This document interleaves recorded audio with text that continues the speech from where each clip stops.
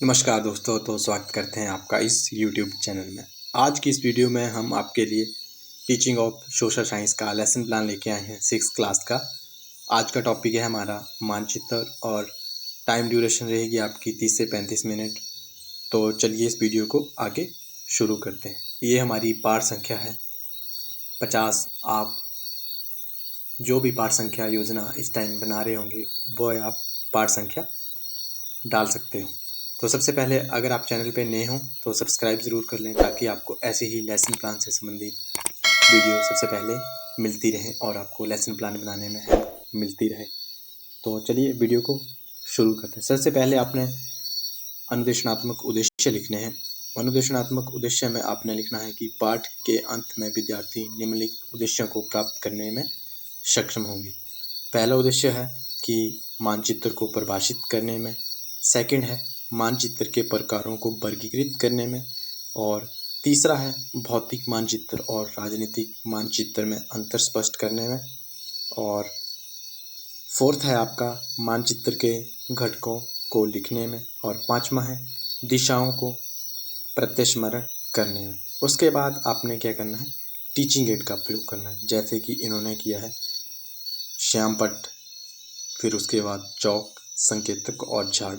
ये क्या है, आपके सामान्य टीचिंग एड है। जर्नल, जो कि मुख्य रूप से आपको कक्षा में ही मिल जाते हैं। उसके बाद आपको विशेष टीचिंग एड का प्रयोग करना है, जो कि इस प्रकार से है।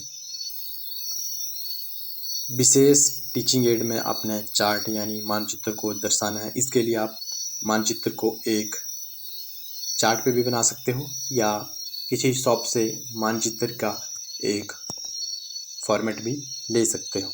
उसके बाद क्या करना है, आपने बच्चों की पीके टेस्टिंग करनी है।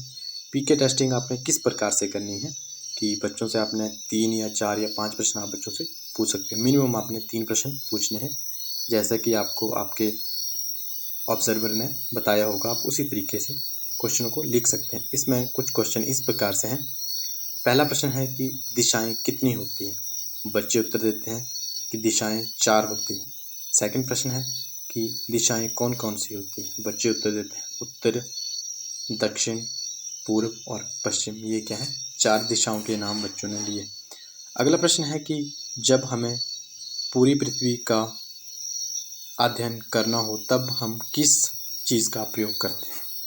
तो बच्चे उत्तर देते हैं ग्लोब।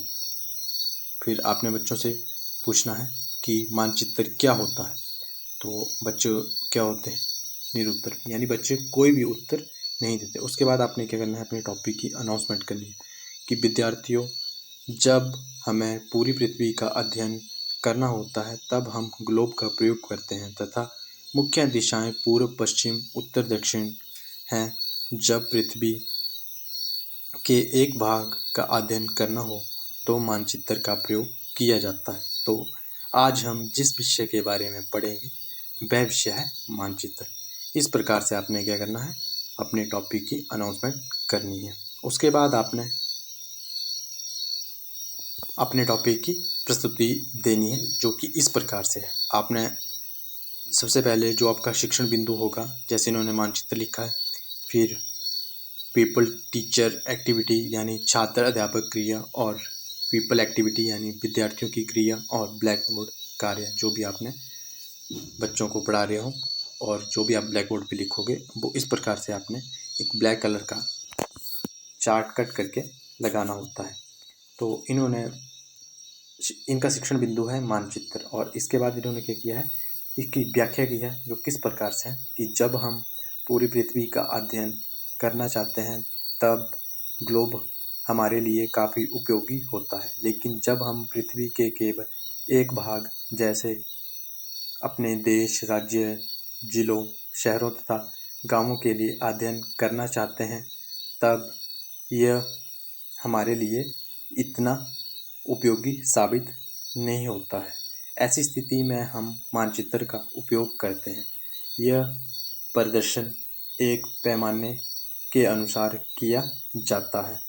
जब मुख्य या महत्वपूर्ण जानकारियों को क्या है, मानचित्र को एक साथ रखा जाता है जब वह एटलस बन जाता है। यानी छोटे छोटे मानचित्र होते हैं, जैसे कि एग्ज़ाम्पल के लिए समझो कि आपने झारखंड, उत्तर प्रदेश या बिहार, ये क्या हो गए, अलग अलग पेजों पे इनके मानचित्र बने हुए होंगे, तो वो क्या बन जाएगी, एटलस बन जाएगी।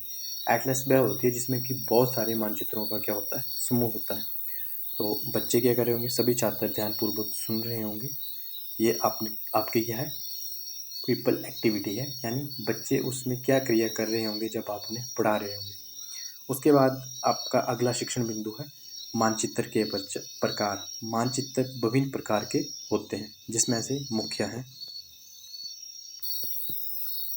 भौतिक मानचित्र और राजनीतिक मानचित्र। फिर आपने क्या करना है, इन दोनों पॉइंटों को आपने ब्लैक बोर्ड के ऊपर लिखना है कि भौतिक मानचित्र और राजनीतिक मानचित्र। भौतिक मानचित्र, फिर आपने आगे जाके बच्चों को इन दोनों पॉइंटों के बारे में एक्सप्लेन भी करना है। फिर आपने क्या करना है, बच्चों से प्रश्न पूछना है कि विद्यार्थियों, ग्लोब हमारे किस काम आता है। तो आप किसी बच्चे से प्रश्न पूछ सकते हो। इन्होंने P1 लिखा है, यानी प्रश्न नंबर 1 है ये।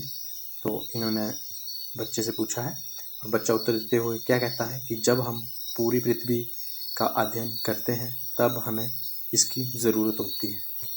बच्चे ने सही उत्तर दिया, तो आपने क्या करना है, उसे रीइंफोर्समेंट देनी है। और रीइंफोर्समेंट आपने हमेशा ही बच्चों को पॉजिटिव ही देनी है, जैसे इन्होंने दी है, शाबाश बैठ जाइए। उसके बाद इन्होंने अगला शिक्षण बिंदु प्रयोग किया है भौतिक मानचित्र। भौतिक मानचित्र में पृथ्वी की प्राकृतिक आकृतियों जैसे पर्वतों, पठारों, नदियों, मैदानों, महासागरों आदि को दर्शाने के लिए मानचित्र को भौतिक मानचित्र कहा जाता है। यानी जिसमें कि हमारी प्राकृतिक आकृतियाँ, पर्वत, पहाड़, नदी, नाले, झरने, ये जो भी भौतिक चीज़ें हैं, जो भी पृथ्वी की सतह से जुड़ी हुई हैं, उनके बारे में जो भी हमें ज्ञान देता है मानचित्र, उसे हम भौतिक मानचित्र कहते हैं।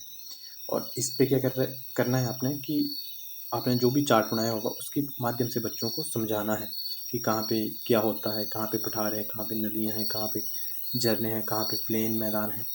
तो छात्र अध्यापक क्या करेगा, या शिक्षण सहायक सामग्री की सहायता से समझाएगा या चार्ट के माध्यम से समझाएगा। अगला है कि आपने इस तरीके से क्या करना है, बच्चों को मानचित्र बना के समझाना है कि कौन कौन सा राज्य कहाँ है, कहाँ पे कैसी भूमि है, कैसे पठार है।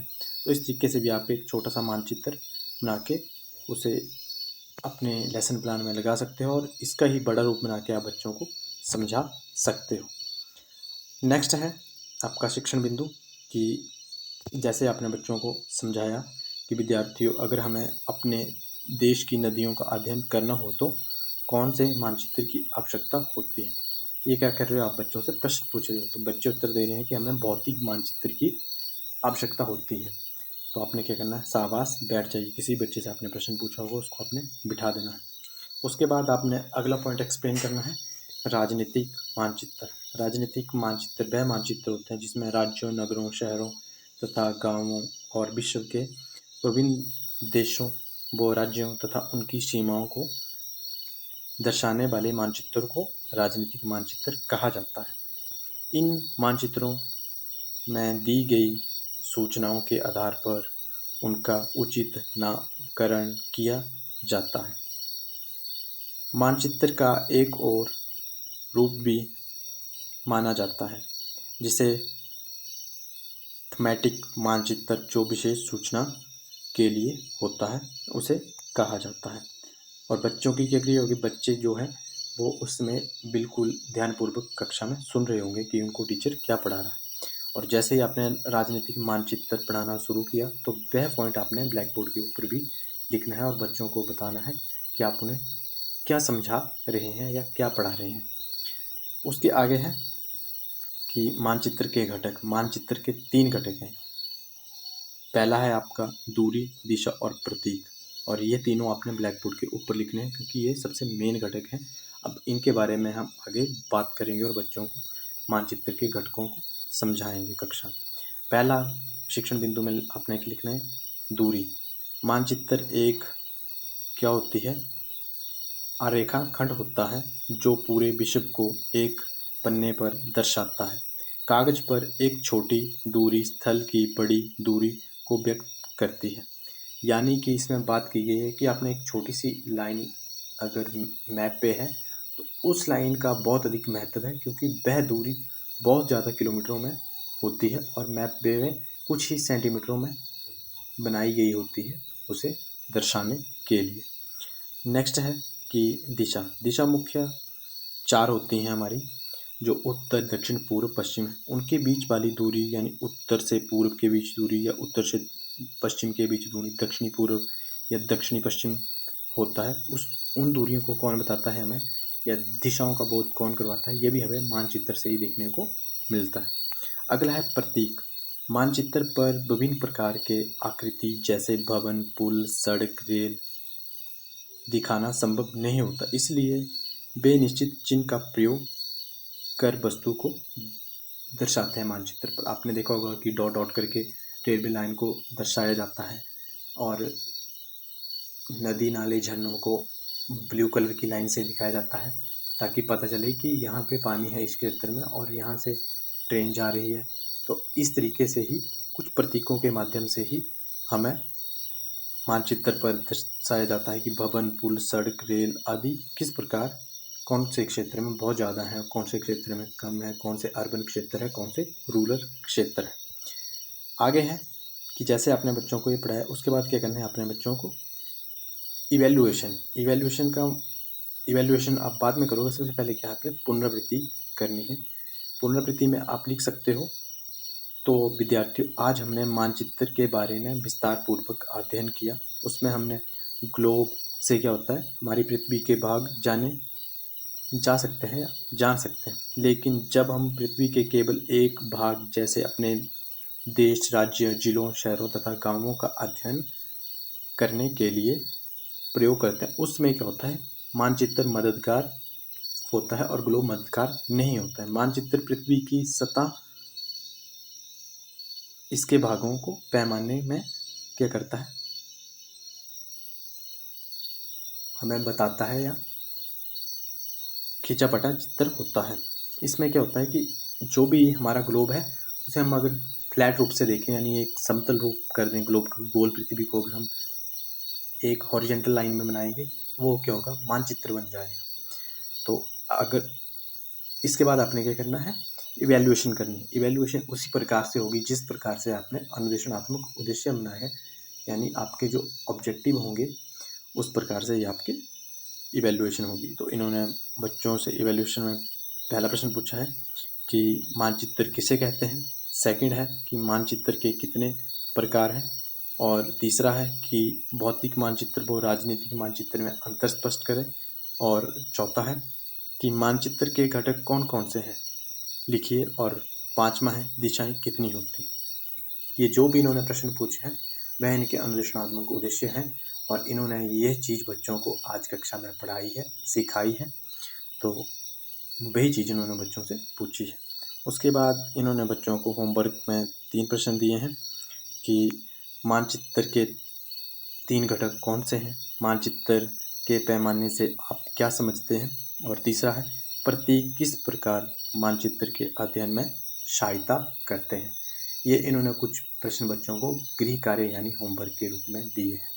ये गृह कार्य भी आपने बच्चों को ब्लैक बोर्ड के ऊपर ही लिख के देना है, ताकि सभी बच्चे अपनी नोटबुक में इनको नोट कर लें। आई होप आपको वीडियो अच्छी लगी हो और अभी तक भी आपने चैनल को सब्सक्राइब नहीं किया है दोस्तों, तो सब्सक्राइब अवश्य कर लें और वीडियो को लाइक ज़रूर करें, ताकि आपको ऐसी ही इन्फॉर्मेटिव वीडियो सबसे पहले मिलती रहे। धन्यवाद दोस्तों, आपका दिन मंगलमय हो।